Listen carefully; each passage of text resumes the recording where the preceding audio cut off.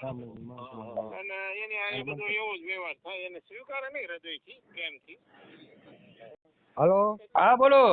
હા મુકેશભાઈ બોલો. એ હરેશભાઈ બોલું ભાઈ. હરેશભાઈ મુકેશભાઈ ભૂલી ગયો. હા બોલો બોલો બોલો. અમારે એક છોકરાને જોડાવાનું છે, એમાં સંબંધ કરવાનો છે. ક્યાંથી બોલો તમે? અમે બોલીએ કચ્છથી, ઘરાણાથી. કયું ગામ ઘરાણું, ગામ? તાલુકો ભચાઉ ને જિલ્લો કચ્છ ભુજ. ક્યાં સમાજમાં બોલો?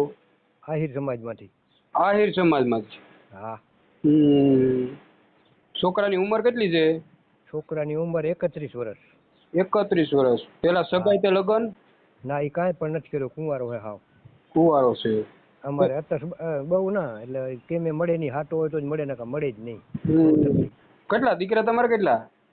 મારો દીકરો નથી, મારા ભાઈનો દીકરો છે. મારે એક દીકરો છે, એ તો શાદી સુધાર છે. ભાઈનો દીકરો છે. હા.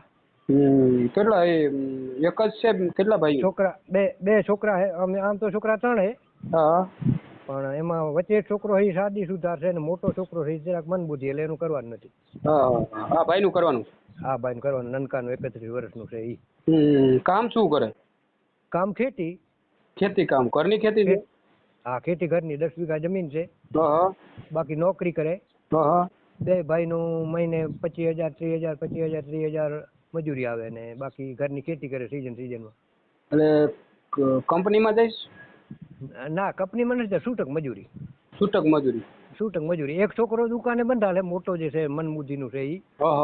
એના 12,000 ફિક્સ છે ને આ જે આ છે એ આ છૂટક મજૂરીમાં જાય અને 500 રૂપિયા મળે.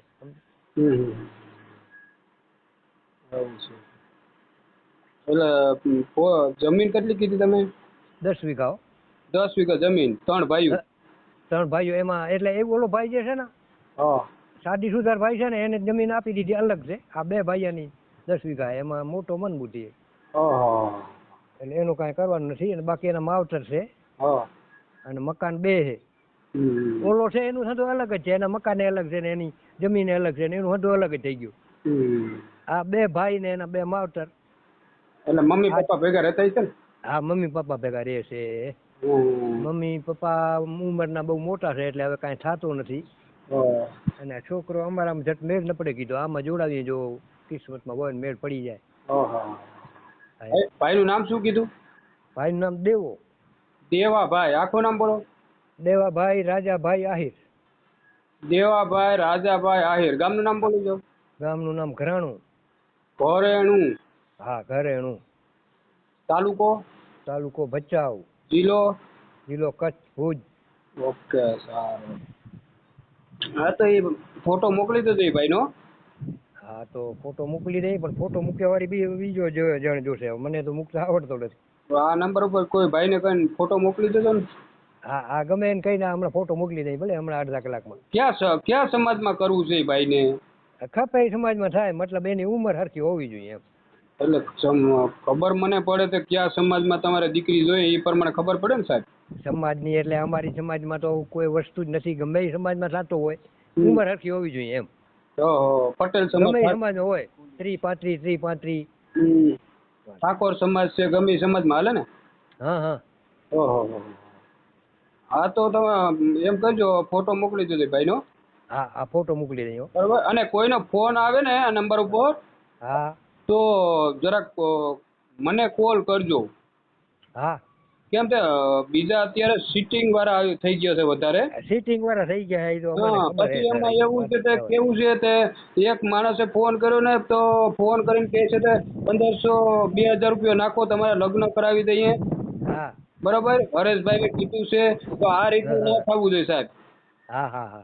કેમ તે પછી મારું નામ ખોટું બદનામ થાય છે. સાચું છે ને, તમારું નામ લઈને ઓલો કરે પણ એનું કોઈ મતલબ નહીં એમ. હા, એટલા માટે કહું છું કે મને પેલા તમે કોલ કરશો ને જણાવશો ને. હા, તો શું છે હું તમને કહીશ. હા, એ તો એમ જ હોય ને.